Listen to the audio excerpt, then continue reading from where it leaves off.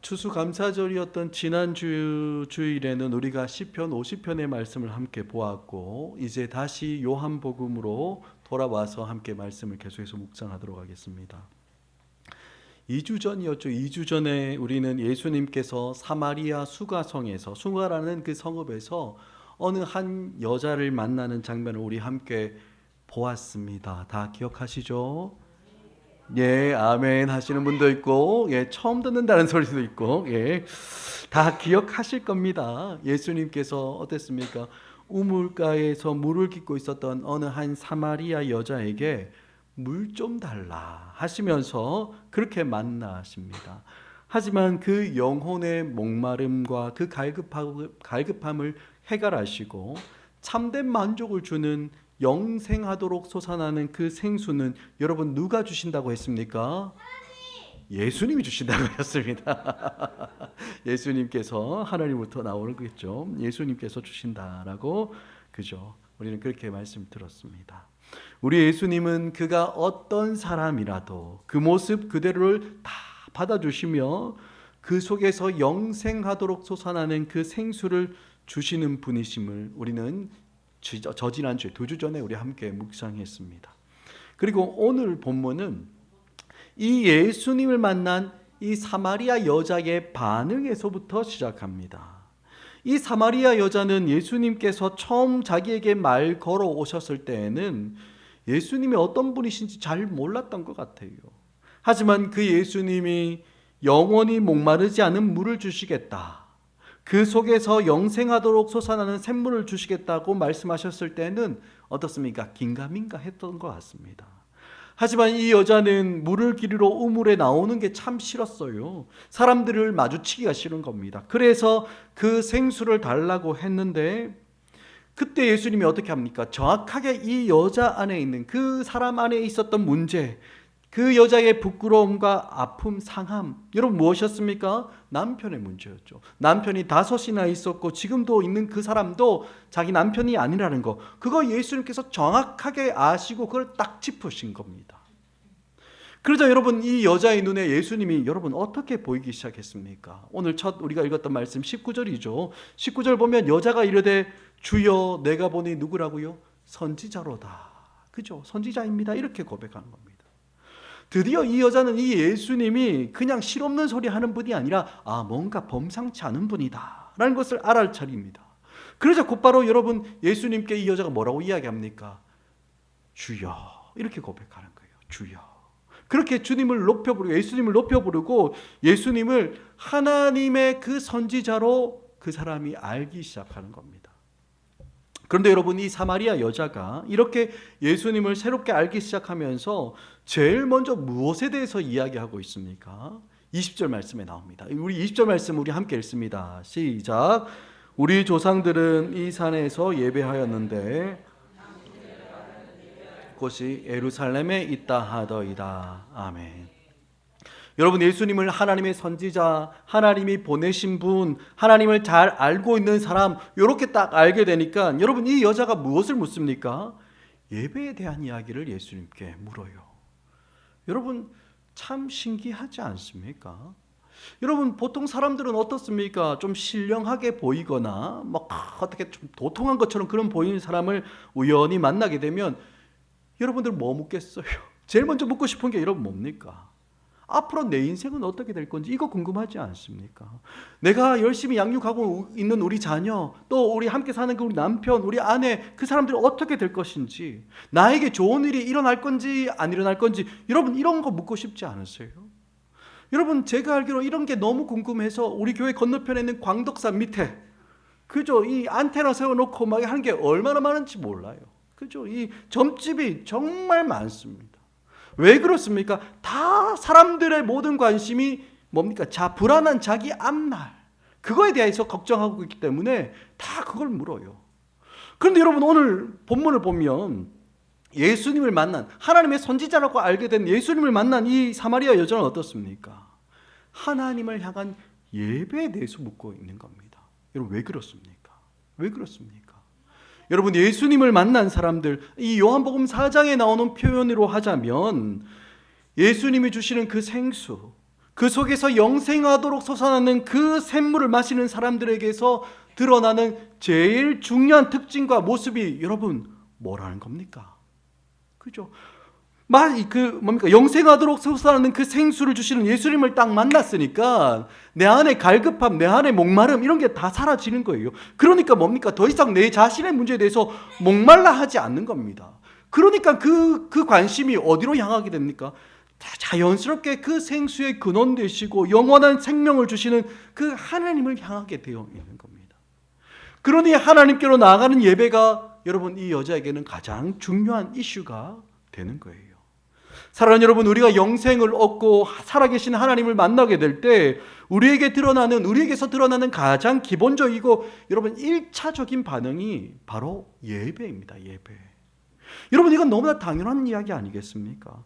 사람이 살아계신 하나님, 정말 우리 가운데 거하시는 그 하나님을 만나게 될 때 여러분 그 마음속에 경건한 두려움이 막 일어나고 그 거룩하시고 영광스러운 하나님을 높이고 찬양하고 마음을 조아려서 나를 낮추어서 하나님을 경외하는 가장 기본적인 표현이 여러분 뭐로 드러나는 겁니까? 경배하고 예배로 드러나는 겁니다.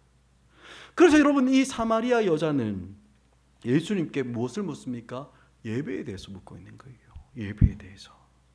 그런데 여러분 이 사마리아 여자가 묻는 내용이 어떤 것입니까? 자기네 조상 사마리아 사람들이죠. 사마리아 사람들은 이 산에서 예배드렸는데 같은 하나님을 믿는 것 같은 그 유대인들은 아니라고 예루살렘에서 예배를 드려야 한다고 하니 그럼 내가 오늘 주님을 만났는데 주님 만난 나는 도대체 어디에서 예배를 드려야 합니까? 이걸 묻는 겁니다. 여러분 그러자 예수님께서 뭐라고 대답해 주십니까? 21절 말씀입니다. 21절 함께 읽습니다. 시작. 예수께서 이르시되 여자여 내 말을 믿으라. 이 산에서도 말고 예루살렘에서도 말고 너희가 아버지께 예배할 때가 이르리라. 아멘. 여러분 예수님은 사마리아 사람들이 계속해서 예배를 드려왔던 이 산도 아니고 또 유대인들이 예배를 드리고 있는 그 예루살렘도 아니라고 말씀해요. 그러니까 여러분 이 이야기가 뭡니까? 지금 예수님은 예배는 장소의 문제가 아니라라고 말씀하는 겁니다. 여러분 우리 예수님이 이 세상에 오셔서 우리의 모든 죄짐을 지시고 죽으시고 부활하시고 승천하셔서 성령 하나님을 선물로 보내주셨을 때 여러분 우리의 삶에 너무나 획기적인 변화가 일어난 거 알고 계십니까? 여러분 어떤 변화가 우리 삶에 일어났습니까? 하나님과 우리 사이의 관계가 완전히 본질적으로 변화되었는 줄 여러분 믿으시기 바랍니다. 하나님과 우리의 관계가 완전히 바뀌었어요. 본질적인 관계가 바뀌었습니다. 여러분 구약 성경을 보면 수많은 제사 제도를 기록하고 있는데 구약에서 여러분 제사라는 것이 무엇입니까? 하나님께 나아가는 방법이지 않습니까? 하나님께 어떻게 나가야 되는지 그 가르치는 거지 않습니까? 짐승을 제물로 삼아서 그 피를 흘리고 죽여야 하는 제사를 통해서 사람들은 하나님께 나아갈 수 있다라는 거, 그거 구약 제사를 통해서 우리에게 가르쳐 주는 겁니다. 그런데 여러분 사실 이 구약에서 나오는 모든 제사가 보여주는 그 본질이 뭡니까? 원형이 여러분 무엇입니까? 예수님인 겁니다. 예수님께서 십자가에서 피 흘리시고 죽으심으로 우리를 위한 영원한 제물이 되셨습니다. 그리고 그렇게 제물이 되셔서 뭐 하셨습니까? 우리가 하나님께로 나아갈 수 있는 그 길을 활짝 열어 놓으신 겁니다. 이런 뿐만 아니라 부활하시고 승천하신 예수님께서 우리에게 무엇을 보내주셨습니까? 성령 하나님 보내주셨지 않습니까? 하나님의 영이신 성령을 우리에게 보내주셨습니다. 이 성령 하나님께서 우리 가운데 오셔서 우리와 영원히 함께 하시기 때문에 여러분 아버지 하나님과 우리 사이의 관계가 완전히 회복된 줄 여러분 믿으시기 바랍니다. 할렐루야. 얼마나 기쁜 일입니까? 그죠? 이처럼 우리가 하나님과의 그 관계가 완전히 새로워졌기 때문에 더 이상 여러분 이 사마리아 여자가 묻고 있는 어느 장소에서 예배를 드려야 합니까? 이 산에서 예배를 드려야 됩니까? 아니면 예루살렘에 가서 예배를 드려야 합니까? 하는 그런 주제는, 그런 이슈는 여러분 뭡니까? 너무나 진부한 이슈, 필요 없는 이슈가 되는 거예요.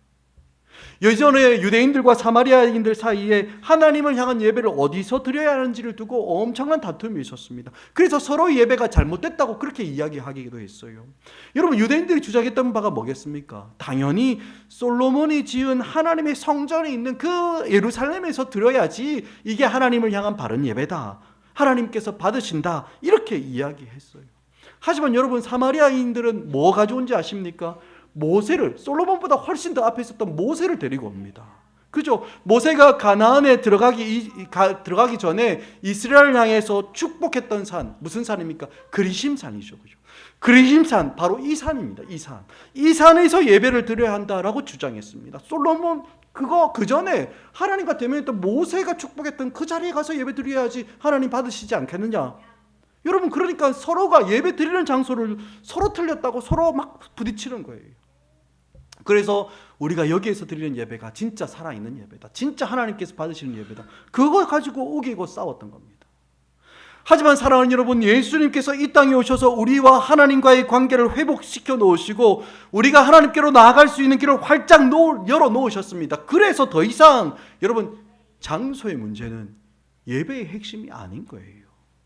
여러분, 그렇다면 우리가 하나님께 나아가서 드려야 하는 그 예배에서 가장 중요하고 핵심적인 그 요소가 뭐겠습니까? 여러분, 23절 말씀입니다. 23절 말씀 함께 읽습니다. 시작. 아버지께 참되게 예배하는 자들은 영과 진리로 예배할 때가 오노니 곧 이때라. 아버지께서는 자기에게 이렇게 예배하는 자들을 찾으시니라. 아멘. 여러분, 아멘이십니까? 아멘. 여러분, 그런데 여러분, 23절을 보면 아주 독특한 표현이 나오는데 뭡니까? 예배할 때가 온다라고 이렇게 이야기해요. 그죠? 그런데 그 예배할 때가 언제라는 겁니까? 곧 이때다. 바로 지금이다. 이렇게 말씀하는 겁니다. 여러분, 예수님께서 이렇게 말씀하시는 이유가 뭐겠습니까? 예수님께서 이 땅에 오셔서 하신 일이 이거기 때문에 그렇습니다. 하나님께 예배하려면 이곳으로 나와야 된다, 아니 저곳으로 나가야 된다, 그래야지 그곳에서 하나님께서 예배를 받으신다, 그렇게 하면서 하나님께 예배할 장소가 어디신지 그것을 딱 지정해 주시는 것이 여러분, 예수님께서 하신 일이 아니라 여러분, 무엇입니까? 아버지 하나님께 예배할 때가 오도록, 그때가 오도록 그렇게 예수님께서 만들어 놓으신 겁니다. 그런데 여러분, 여기에서 예수님은 어떻게 이야기합니까? 하나님께 예배하는 자들은 이렇게 말씀하지 않고 뭐라고 이야기합니까? 아버지께 예배하는 자들은 이렇게 말씀해요. 그러니까 예수님을 만나서 하나님께 나아가는 자들은 하나님을 어떻게 알고 하나님을 어떻게 인식한다는 겁니까? 아버지로 아는 거예요. 아버지로, 내 아버지로, 하나님을 아버지로 인식한다는 거예요. 그래서 아버지와 그 아들의 관계 속에서 나아갈 때, 그때 예배할 때가 올 것인데, 여러분, 그게 언제라는 겁니까? 예수님이 이 땅에 오신 바로 지금이다, 바로 이때다라고 예수님 말씀하시는 겁니다. 사랑하는 여러분, 예수님이 이 땅에 오셔서 십자가를 지실 때 무슨 일이 있었습니까? 지성소와 성소를 가로막고 있었던 그 휘장, 그죠? 그 휘장, 그거 사이로 제사장들까지 들어가고 대제사장 들어가냐 마냐, 요게 딱 가려졌거든요. 그 휘장이, 여러분, 하나님과 우리 사이에 가로막고 있었던 그 휘장이 둘로 쫙 찢어졌습니다.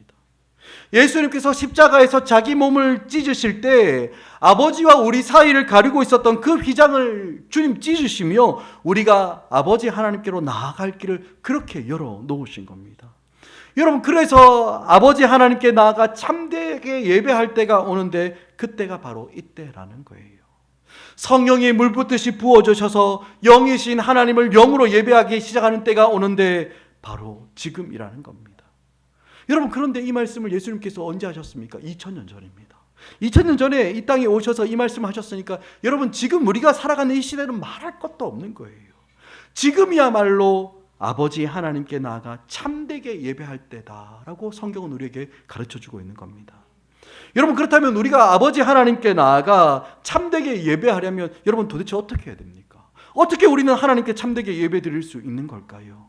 24절에 그 이야기가 나오죠. 24절 말씀 우리 함께 같이 읽습니다. 시작. 하나님은 영이시니 아멘.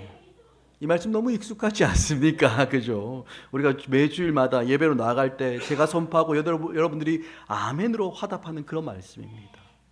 주의 예배를 드릴 때마다 우리는 이 말씀 붙잡고 하나님께 나아가는 거예요. 그런데 여러분, 우리가 이렇게 매주마다 선포하고 아멘이라고 화답하는데 여러분, 이 말의 뜻이, 이 말씀의 뜻이 무엇인지 아십니까? 우리의 예배를 받으시는 하나님은 어떤 분이시라는 거예요? 영이시다라는 겁니다. 영이시다. 그렇기 때문에 우리가 여기에서 예배를 드려야 하나, 저기에서 예배를 드려야 하나, 이런 방법으로 예배를 해야 되나, 저런 방법으로 예배를 해야 되나, 여러분 이런 것들은 영이신 하나님께 하나님께 드리는 그 예배에 있어서 결정적인 주제일 수가 없다라는 겁니다. 물론 이런 주제를 아무것도 아니고라고 그렇게 무시할 수는 없어요. 하지만 여러분 예배의 성패를 결정짓는 결정적인 요소는 아닌 겁니다. 왜? 하나님은 영이시기 때문에. 예배의 장소, 예배의 모양, 예배의 형식, 예배의 스타일, 여러분 그런 것이 중요한 게 아니라는 거예요. 사랑하는 여러분, 하나님의 임재가 있는 곳은 그 어디나 예배의 처소가 되는 너무나 영광스러운 새로운 시대가 주님께서 열어주신 겁니다. 하지만 예수님이 이 땅에 오신 지 2000년이 지나도 아직 어떤 특별한 절기가 되면 수백 수천만의 사람들이 소위 성지라는 곳으로 가서 예배를 드리려고 해요. 그 성지로 가면 왠지 좀 더 예배가 잘 될 것 같고, 왠지 좀 더 하나님 더 기쁘게 받으실 것 같고, 왠지 하나님을 좀 더 가까이 경험할 수 있다고 착각하는 겁니다. 예수님은 분명히 그게 아니라고 말씀하셨는데 시계를 이들은 거꾸로 돌리고 있는 거예요. 사랑하는 여러분, 예수님이 이 땅에 오심으로 이제는 어떤 특정한 장소에 가야 되는 그런 예배는 사라졌습니다. 새로운 시대가 온 거예요. 하나님은 영이시기 때문에 우리가 예배를 어떤 곳에서 어떤 모양으로 어떤 형식으로 드리느냐, 여러분 이것은 더 이상 결정적인 문제가 아니라는 겁니다. 여러분 그렇다면 우리가 하나님 아버지 하나님께 드리는 예배의 핵심이 뭐라는 겁니까? 하나님이 영이시기 때문에 우리가 하나님을 바르게 예배하려면 우리도 어떻게 해요? 영과 진리로 예배로 나가야 한다. 이렇게 말씀하고 있는 겁니다. 여러분 그러면 한번 생각해 볼까요? 예수님께서 말씀하신 영과 진리로 예배를 한다고 이야기하는데, 여러분 이 영과 진리는 무엇입니까? 예전의 성경으로는 이것을 어떻게 번역했냐면 신령과 진정으로 예배해야 된다, 이렇게 말로 번역하기도 했어요. 그렇죠? 왜 이렇게 여기에서는 이렇게 저렇게 다르게 번역했냐? 저는 이 말 속에, 이 영과 진리라는 말 속에 이중적인 두 가지 의미가 다 들어있다고 그렇게 믿습니다. 여러분 첫 번째 의미는 뭡니까? 하나님이 영이시기 때문에 우리도 어떻게 해요? 영으로 예배를 드려야 한다라는 그 의미가 이 안에 들어있어요. 우리의 몸이 여러분 예배당으로 나와 있다고 해서 다 예배가 되는 것이 아니라 우리가 영으로 예배를 드려야 영이신 하나님이 예배를 받으신다라는 겁니다. 그런데 여러분 문제가 있어요. 뭐냐면 영으로 예배를 드려야 한다라고 이야기하니까 사람들이 자꾸 오해하는 겁니다. 영으로 예배해야 한다, 신령으로 예배를 드려야 한다고 하니까 어떤 사람들이 이것을 마치 어떤 황홀경에 빠져서 종교적인 엑시타시에 빠져서 그렇게 예배를 드려야지 이게 제대로 된 예배다라고 그렇게 생각하고 착각하는 거예요.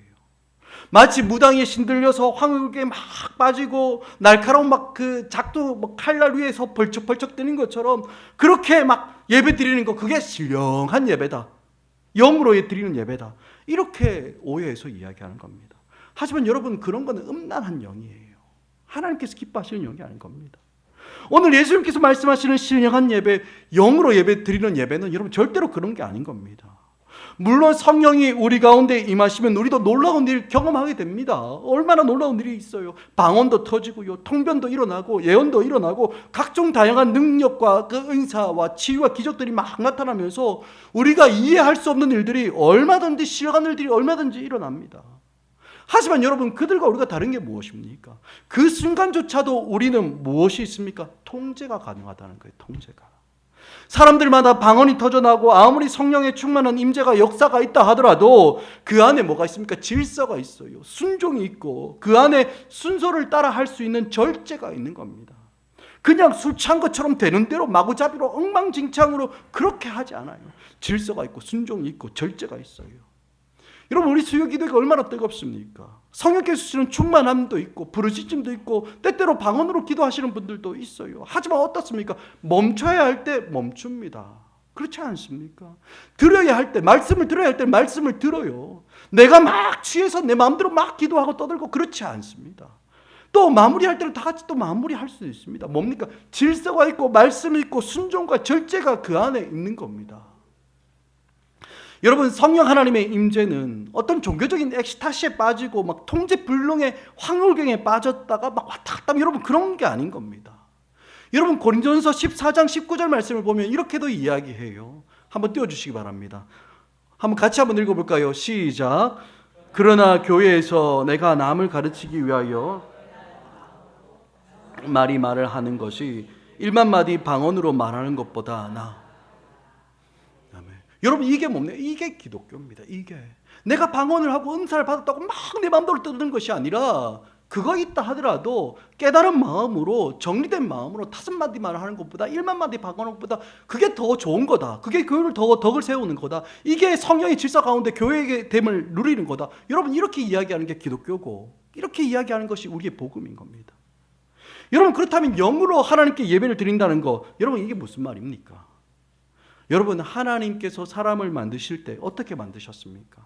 창세기를 보면요, 하나님께서 땅의 흙으로, 먼지와 티끌로 사람을 딱 만들어 놓고 그 코에 뭘 부으셨습니까? 생기를 불어 넣으셨어요. 생기를 딱 불어 넣으니까, 그래서 사람이 무엇이 됐습니까? 생명이 되었다라고 이야기해요. 생명. 여러분 생명이 뭡니까? 살아있는 영인 거예요. 살아있는 영. 그런데 여러분 이 영이 어떻게 됩니까? 죄를 지으면 이 영은 죽게 돼요. 그렇죠?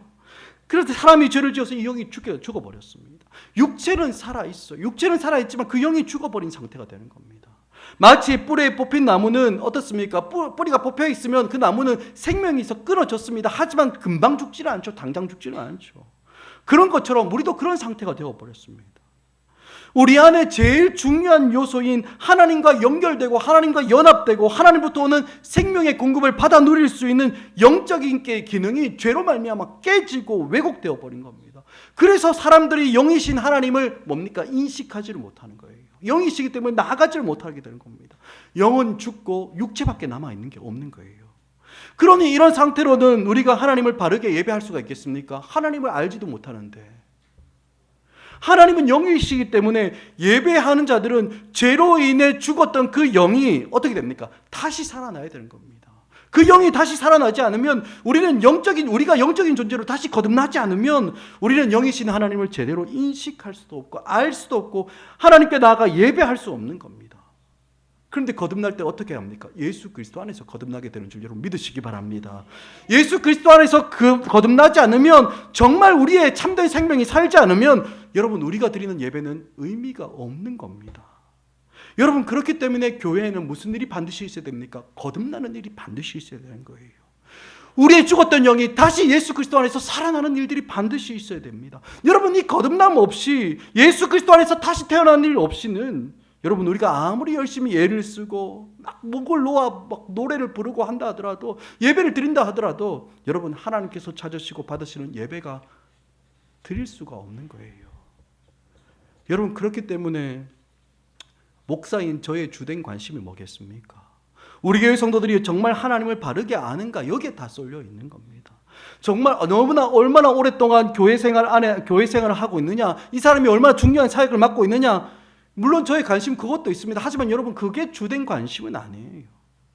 우리 교회와 모든 성도들이 예수님 안에서 거듭나고 있느냐, 하나님을 향한 정말 바른 예배, 그 예배함으로 영으로 나아가고 있느냐, 여러분 거기에 저의 모든 관심이 다 쏠려 있는 겁니다. 사랑하는 여러분, 우리가 거듭나지 않으면요, 하나님이 찾으시는 예배자 될 수가 없습니다. 예배를 드릴 수가 없어요. 화려한 조명, 세련된 음악, 사람들의 마음을 사로잡는 그런 설교, 여러분 이런 것으로 예배가 되는 것이 아닌 겁니다.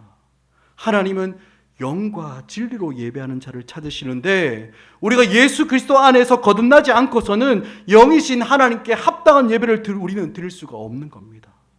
우리가 예수님 안에서 거듭나서 우리의 영이 다시 살아나야지만 영이신 하나님을 우리는 알게 되고 사모하고 만나고 즐거워하는 참된 예배를 우리는 드릴 수 있게 되는 겁니다. 이뿐만 아니라 예수님은 우리에게 진리로 예배할지어다 라고 이야기합니다. 진정으로 참되게 예배해야 한다라고 말씀해요. 예수님 안에서 거듭남으로 다시 살아난 그 영을 가지고 진정으로 예배하는 겁니다. 그냥 껍데기로 형식적으로가 아니라 우리의 마음을 다 쏟아 진짜 예배를 드려야 한다는 그 말씀을 하는 거예요. 왜곡되고 부패한 종교성이 아니라, 우리의 어떤 종교적인 만족을 누리기 위해서가 아니라, 오직 하나님이 받으시기에 합당한 진실된 예배를 너희가 드려야 된다. 주님 그렇게 말씀하는 겁니다. 이 예배를 잘 드리고 나면 하나님이 나를 좀 좋게 보시겠지, 그래서 나에게 좀 좋은 복을 주시겠지 하면서 그저 내가 하나님께 복을 타내기 위한 방법으로 예배를 드려서는 안 된다는 거예요. 그건 다 뭡니까? 샤머니즘이나 하는, 이방 종교나 하는 짓거리예요. 그런 우리의 예배가 될 수 없습니다. 여러분, 그렇다면 우리가 어떻게 하나님을 바르게 참되게 예배할 수 있는 겁니까? 우리의 최선을 다하면 될까요? 그렇지가 않습니다. 죄인된 우리는 우리의 최선을 다한다 할지라도 여러분 어떻습니까? 거짓과 악함이 우리 속에 가득한 존재입니다. 우리 마음의 진실함, 우리 내면의 동기의 어떤 정직함, 여러분 이런 것들은 우리에게 없는 것들입니다.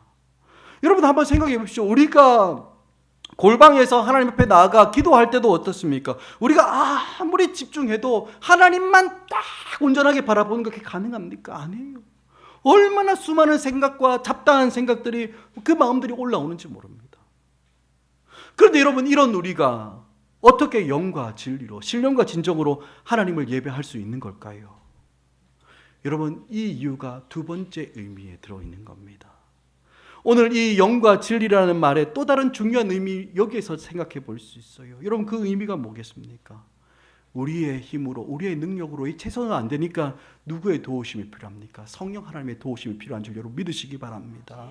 성령 안에서, 성령의 도우심으로, 성령의 임재 안에서 예배해야 한다라는 말이 이 영과 진리로라는 말 가운데 들어있는 겁니다. 사랑하는 여러분, 우리가 최선을 다한다고 우리가 정직하면 되는 것, 여러분 그런 게 아닌 겁니다. 우리의 본성으로는 그것이 불가능해요. 가능하지가 않습니다. 우리 속에 들어와 계시는 성령의 충만한 그 임재 안에서 나아갈 때 우리는 하나님을 바르게 예배할 수 있는 줄 여러분 믿으시기 바랍니다. 여러분, 그래서 오늘 말씀에서 영과 진리로 할 때 이 두 가지 이중적인 의미, 그죠? 우리가 예수님 안에서 거듭남으로 다시 살아난 그 영으로 바르고 참되게 하나님께 나아가는데, 여러분 어떻게 해요? 우리 가운데 내주하시고 함께 하시고 충만함으로 역사하시는 성령 하나님의 그 도우심을 받아서 진리의 말씀 그거 딱 붙잡고 하나님을 바르게 예배해야 한다라는 말씀이라는 겁니다. 여러분, 우리가 드리는 예배는 사람 안에 있는 막연한 종교성을 가지고 드리는 그런 예배가 아닌 겁니다.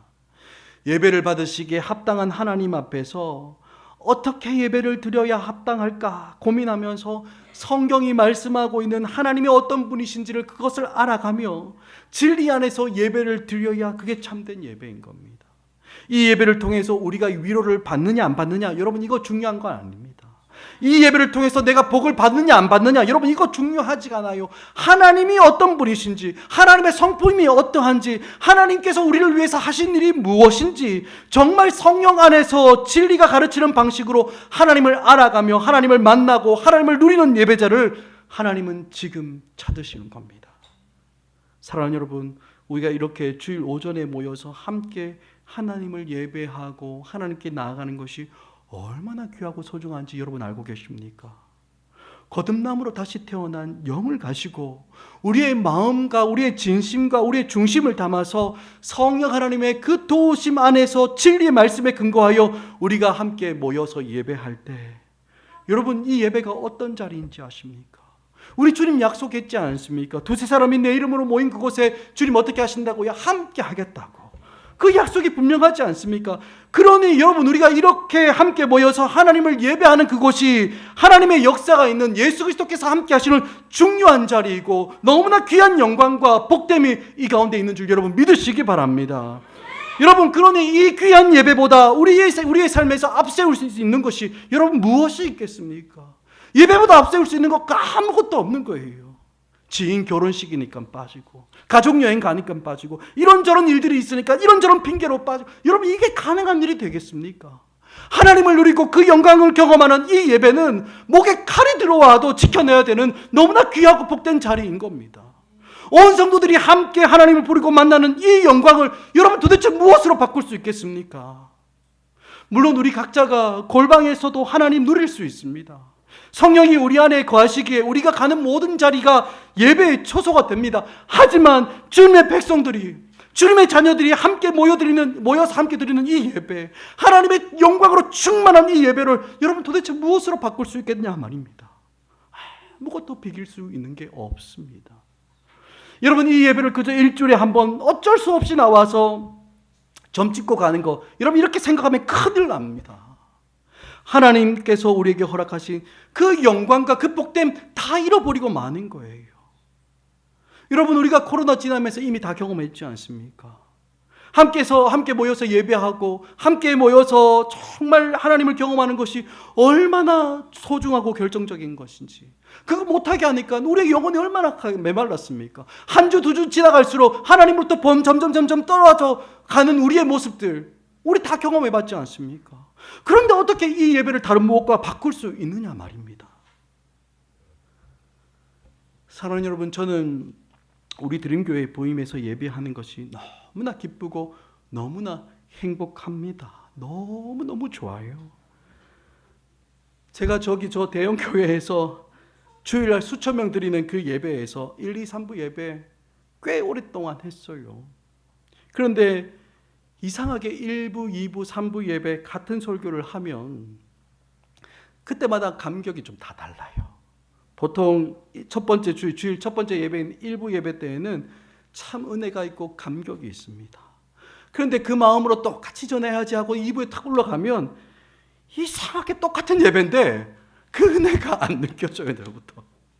그러면 모양실 내려와가지고 절망에 빠집니다. 주님, 왜 은혜를 나 왜 이랬습니까? 나 이랬습니까? 하고 또 막 절망해서 하나님의 은혜를 구하면 좀 3부 예배 때는 개나마 좀 하나님 은혜 주시는 것 같아서 참 좋아요. 그죠?